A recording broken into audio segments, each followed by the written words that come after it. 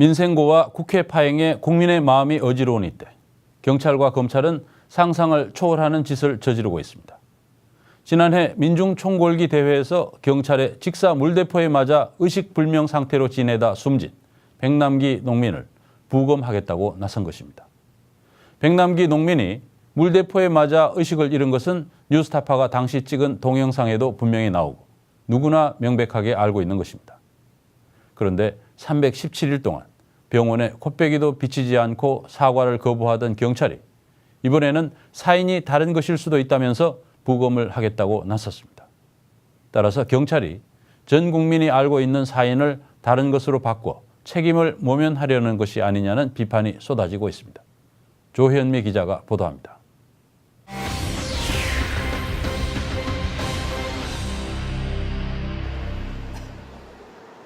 법원이 결국 백남기 농민 부검영장을 발부했습니다. 한 차례 기각된 후 경찰이 2번이나 추가 소명 자료를 제출한 끝에 이뤄진 겁니다. 유가족이 원할 경우 부검 장소를 서울대병원으로 하고 유가족과 유가족 측 의사, 변호인 등이 참관하도록 단서를 달았습니다. 그러나 유가족이 원하지 않으면 부검을 할 수 없다는 내용은 없었습니다. 때문에 정확한 사망 원인을 밝히기 위해 부검이 필요하다는 경찰의 요청에 사실상 법원이 손을 들어준 겁니다. 자연사가 아니기 때문에 부검이 필수적이라는 게 검경의 입장이지만 부검이 불필요하다는 의료계의 의견도 있었습니다. 검찰이 실시한 검시 과정에서 법의관도 살수로 인한 충격을 부인하지 않았습니다. 오늘 검시 과정에 있어서 법의관도 물대포의 살수 행위에 의해서 백남기 어르신이 쓰러졌다는 사실, 그것으로 인해서 고인의 죽음에 영향을 주었다는 사실 자체를, 그 팩트를 부인할 수 없다는 취지로 검시 과정에서 밝혔습니다. 유가족은 부검을 원치 않는다는 탄원서를 법원에 제출했지만 받아들여지지 않았습니다.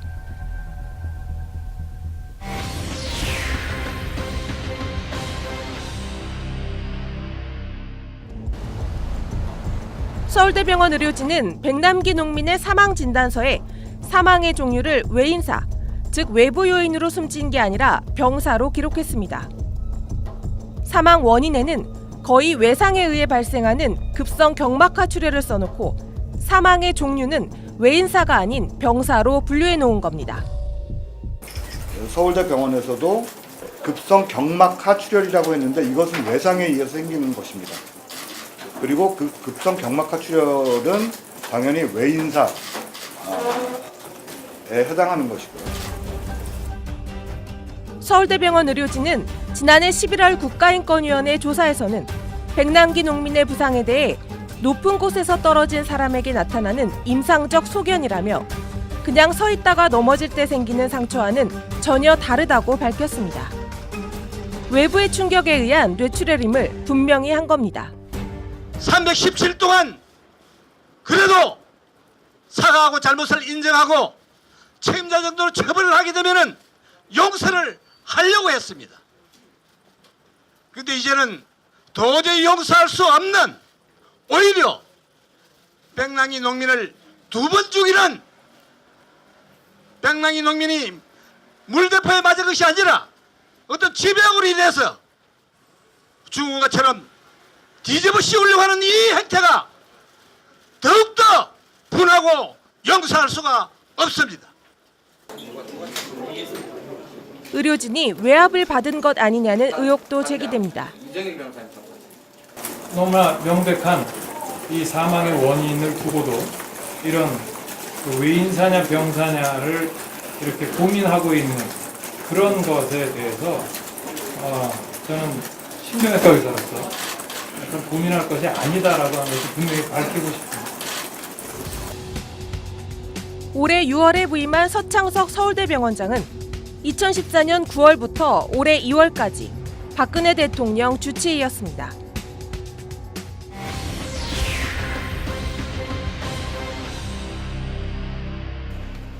백남기 농민의 죽음과 가장 많이 비교되는 것이 지난 2005년 11월 전국 농민대회 때 전용철, 홍덕표 농민이 숨진 사건입니다. 당시 국가인권위원회는 사건 발생 10하루 만에 두 농민의 사망 원인이 경찰의 과잉 진압 때문인 것으로 판단했습니다. 또 사건에 대한 책임을 물어 경찰 관계자들에게 경고 조치와 징계 조치를 권고하기도 했습니다. 결국 대통령은 사과했고 참으로 유감스러운 일입니다. 국민 여러분께 머리 숙여 사죄드립니다. 그리고 돌아가신 두 분의 명복을 빕니다. 경찰청장은 사퇴했습니다. 이번 사건에 대해서도 국가인권위가 이미 지난 2일 입장을 분명하게 밝혔습니다. 백남기 농민이 경찰이 발사한 살수의 머리를 맞아 쓰러졌고 이후에도 직격살수가 있었다고 확인한 겁니다. 또 지금처럼 수사가 더디게 진행된다면 진상규명이 어려워질 수 있다며 검찰총장에게 신속한 수사를 촉구했습니다. 하지만 정부와 경찰의 대응은 10년 전과 정반대입니다. 사람이 다쳤거나 사망했다고 해서 무조건 사과하는 것입니다. 그럼 공권력의 그 어딘가 법률적 책임을 무조건 연구해야 되는 것이지. 그 안에 있는 블랙박스 결과만 놓고 결과만 가지고 이야기하는 것은 아니 시각 과정이 생겼다면 그렇게 얘기했습니다. 검찰도 유가족이 경찰을 고소한 지 10개월이 지나도록 수사에 늑장을 부리고 있습니다. 유가족이 고소한 경찰 7명 중 강신명 전 경찰청장과 구은수 전 서울지방경찰청장은 피고소인 조사도 하지 않았습니다.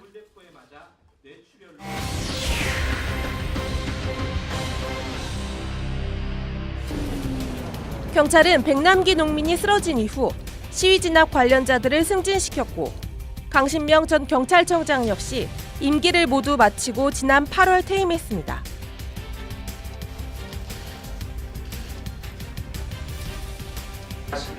세월호 참사 당시에도 해경수 내부는 모두 승진했습니다.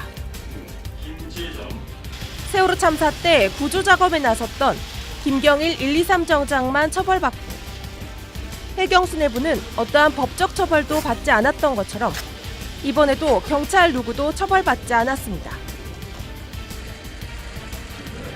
세월호 참사 진상규명과 관련해 집권 여당이 세월호 특조위 활동을 방해하고 해경을 감쌌던 것처럼 저는 이 조직을 만들려고 구상을 한 분은 아마 공직자가 아니라 세금 도둑이라고 확신합니다. 이번도 마찬가지입니다.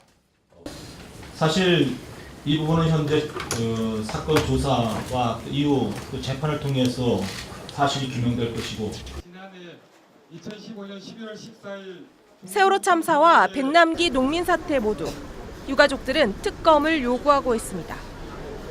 세월호 참사는 국가의 구조를 받지 못한 컨트롤 타워의 부재, 국가의 무능, 부실한 정부의 모습이었고 백남기 어르신 같은 경우에는 표현이라든가 자기의 삶의 목소리를 전하고자 하는 사람들을 물리적으로 살수차로서 강제 진압을 하면서 생명까지 앗아간 그런 국가 폭력이었다.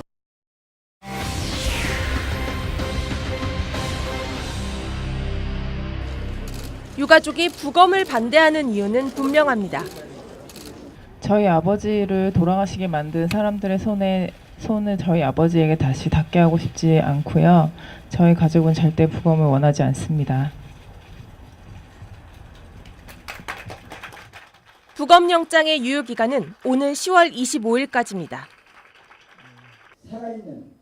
법원은 유가족과의 협의를 단서로 달았지만 유가족의 부검 반대 입장이 단호하기 때문에 사태가 장기화될 가능성이 높습니다.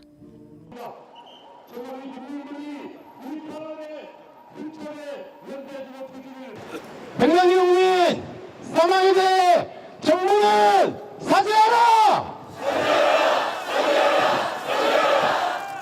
국민들께 다시 한번 호소합니다. 저희 변호사들이 할 수 있는 일은 다 하고 있습니다. 거의 다 했습니다. 그럼에도 불구하고 법이라고 하는 명분하에, 경찰력이라고 하는 명분하에 닥칠 앞으로의 일들에 대해서는 국민들 여러분께서 나서 주실 수밖에 없습니다. 경찰과 검찰, 정부가 책임질 일을 책임지고 해야 할 일을 했다면 벌어지지 않았을 일들입니다. 이미 정부에서 백남기 어르신을 죽게 했는데 부검으로 그분을 다시 훼손한다는 거 정말 너무 잔인하고요. 그래서 너무 좀 화가 나서 좀 많이 아파요. 그래서 절대 그런 일이 있으면 안 되겠다. 저는 저 스스로 제가 백남기 농민이라고 생각하거든요. 국민에 대한 예의, 생명에 대한 존중이 사라졌다. 박근혜 정부를 향한 시민들의 목소리입니다. 뉴스타파 조현미입니다.